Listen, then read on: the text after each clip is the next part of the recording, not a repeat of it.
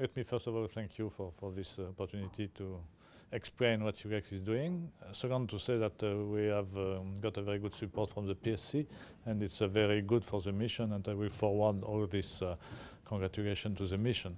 Because it's true that after a relatively long time of settlement and the building up phase for the mission, we are not now entering in the heart of the mission, and we have conducted a lot of different operations.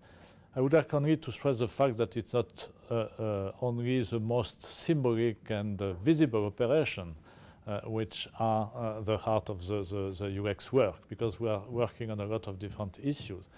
But it's true that the last operation with some searching and focusing on some high-profile people are more visible and are getting to the mission a lot of credibility and putting the mission in a very high level in the view and the perception of the Kosovo population.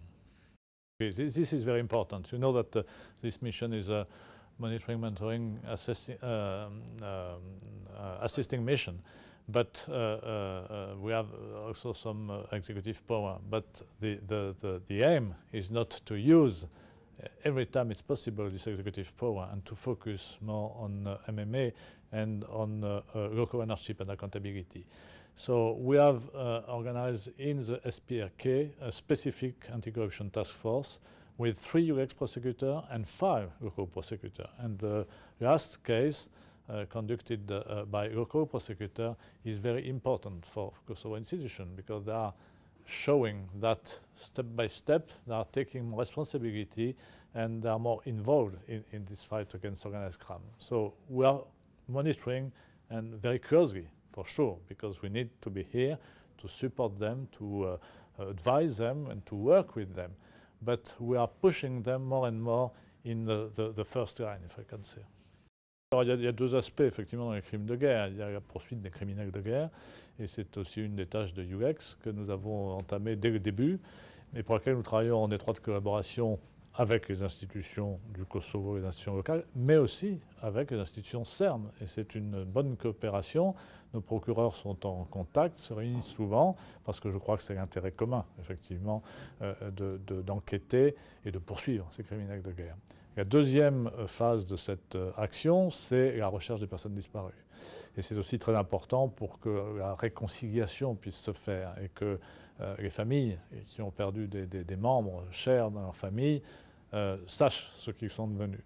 Donc là aussi, nous travaillons en collaboration avec les Serbes. Nous avons identifié une possible mass grève qui n'est pas encore confirmée dans la partie nord en Serbie, enfin dans la partie sud de Serbie, juste au nord du Kosovo, qui est en cours d'investigation. Nous en avons identifié une autre au Monténégro, qui elle aussi est en cours d'investigation. Vous comprendrez que je ne puisse pas vous donner des détails parce que je ne sais pas encore exactement ce qu'il en est. Mais nous avons aussi poussé les autorités du Kosovo à travailler avec nous sur des possibles charniers au Kosovo même. Et nous sommes actuellement en train de travailler sur un possible charnier dans la région de Bilic. Et je pense que ces actions sont également extrêmement importantes.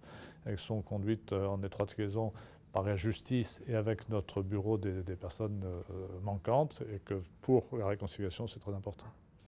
Je crois que c'est de continuer ce partnership. Je crois qu'on a mis en place des outils de bonne coopération, collaboration.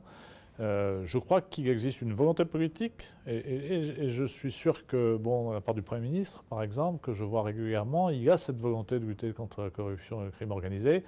Maintenant, je crois qu'il faut renforcer les institutions, parce que la volonté politique ne suffit pas. Il faut que derrière, il y ait une machinerie qui se mette en route, et il y a encore un certain nombre de faiblesses.